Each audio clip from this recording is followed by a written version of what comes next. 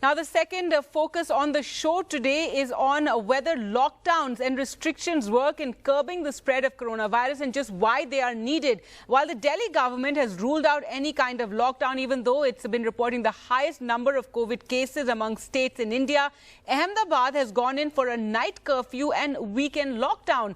Now, if we look internationally, France is under a second lockdown since October, which will continue till the end of November.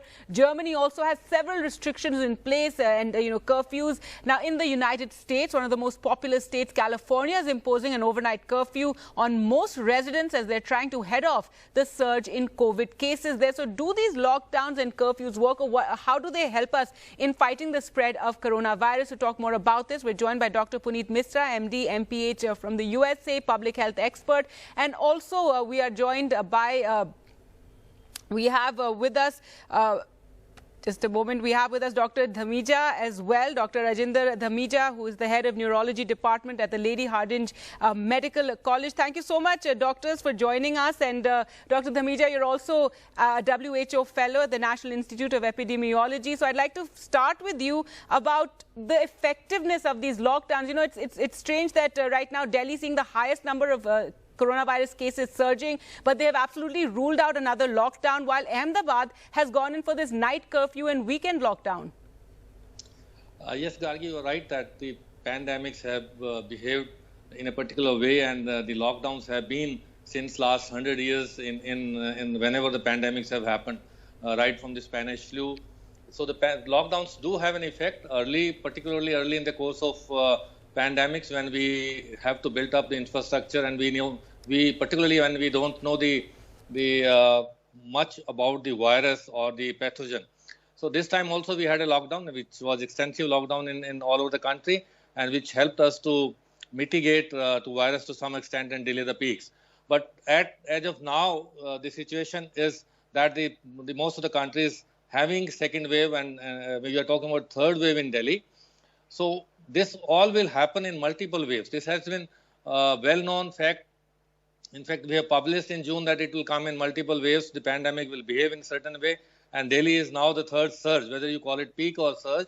So this all will happen. And this has been happening because of the cocktail of weather, the festivals, and the pollution. All people having fatigued, they want to come out.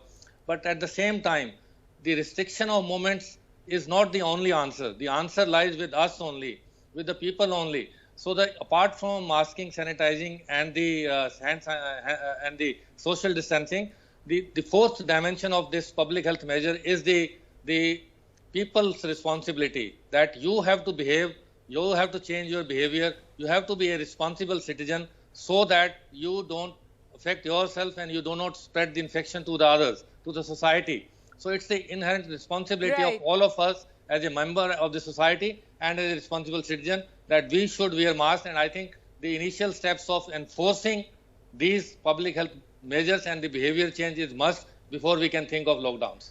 Right. Dr. Misra, now it does seem that the public, while I agree that, you know, they should be more responsible, that the public at large needs to realize the risk, but it seems that once you remove restrictions, in their minds they feel that, okay, the government has removed restrictions, so, you know, the threat is less, and they seem to be acting more irresponsibly. And we've seen internationally, you know, France has imposed a second lockdown and they feel it is helping in slowing the spread of the disease. Germany too is saying the same thing.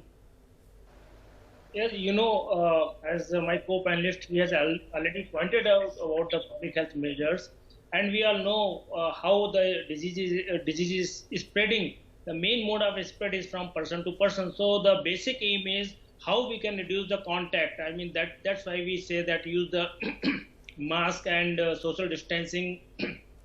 So what's happening? If people, they are showing the irresponsible behavior, if they are not following the instructions, then we have to reduce, because we do not have any effective treatment or vaccine which is available as of now. So the only thing which is available with us are the public health measures to prevent the spread of the disease, and that's what we can do by social distancing, universal mask use, hand hygiene, and other precautions. So if public, they are not listening, then government has to impose certain restrictions, and that may be in form of, you know, restrictions on the movement, or the we cannot have the indefinite lockdown total lockdown because besides the health, other things they are getting affected, like economy and other things. So we have to make a balance between our daily activities as well as health of the our citizens. So I think depending on the scenario at different cities and different states, government has to take the decisions where we can take care of the health as well as the economic activity they can keep on. The one thing is in Delhi, they have recently imposed the fine from 500 to 2,000 rupees. Yes. That is one. The other thing is we have to promote these activities because many people, if they don't have mask, we should provide the mask at, the common facilities or other areas. So we have to do multi-pronged strategy where on one hand we increase the IEC activity, on other hand we have certain actions if people they are not listening for those different measures, and if there is a need, because we do not want to overload our hospitals. So if there is a need, we may have certain restrictions and we may need to devise strategies where we can reduce the transmission of the disease either by restricting number of people who can gather at one place, or opening the market, or reducing the time of market opening, or restriction of the entry. All those measures along with the individual responsibility of using mask, social distancing and hand hygiene.